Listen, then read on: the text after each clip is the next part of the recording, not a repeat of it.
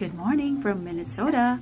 Ang video nga pala na ito ay kuha ng isa sa mga Sabado or weekends dito sa Minnesota.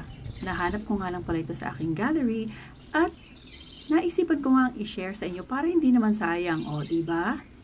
Dahil ito nga ay weekend, ay napagdesisyonan ko na labhan ang aming mga beddings. At para hindi rin naman sayang ang init ng araw, diba?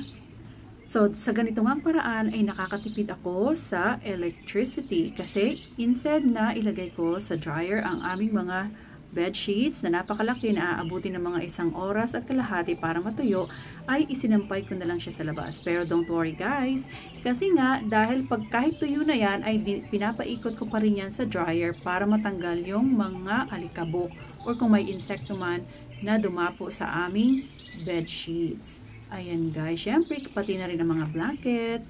Ayan, hindi po tayo mayaman dito sa Amerika. Kailangan talaga kahit tayo nagtatrabaho Lunes hanggang Biyernes ay maglaan tayo ng panahon na ang weekend ay hindi lamang para sa pamilya kundi para na rin sa paglilinis ng bahay at sa mga tulad nito ng paglalaba.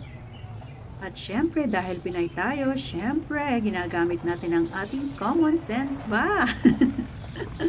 Ayan, well, hindi po talaga yan para sa sampayan. Kaya lang, dahil yan ay para sa aming aso, dahil ang aming aso ay makulit. Kapag hinayaan namin siyang walang leash, ay tumatakbo nga siya sa kakahuyan or sa lake at bumabalik siyang napakadumi at mabaho.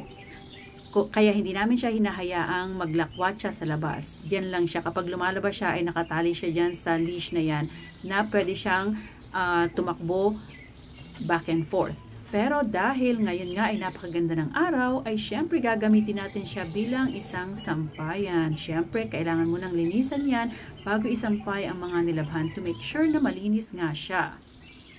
Dito sa Amerika, kailangan nga ay alisto tayo at masipag dahil mahal po dito ang magbayad ng tagalinis at kung magbabayad ka rin ng somebody na maglalaba. Anyway, hindi naman po mahirap dito ang maglaba kasi nga dito ay gumagamit kami ng washing machine at saka dryer. Pero tulad nga ng sabi ko sa inyo, dahil maganda ang araw ngayon, maganda ang panahon, kaya naman, syempre, gagamitin natin yan para hindi masayang ang electricity. Ito rin nga pala ang kagandahan kapag nakatira ka sa liblib dito sa Minnesota or sa kabukiran. Dito po sa aming lugar, kami po ay hindi nakatira sa mismong bayan ng Faribault, kundi nakatira po kami sa bukid.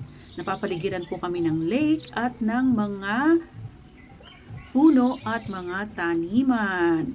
Ayan. Kaya po dito, lalo na pag weekend, ay talagang nai-enjoy kong pakinggan yung mga ibon na umaawit at ang hangin na pumapagaypay sa mga dahon ng mga puno. Yun lang guys. Salamat sa panonood.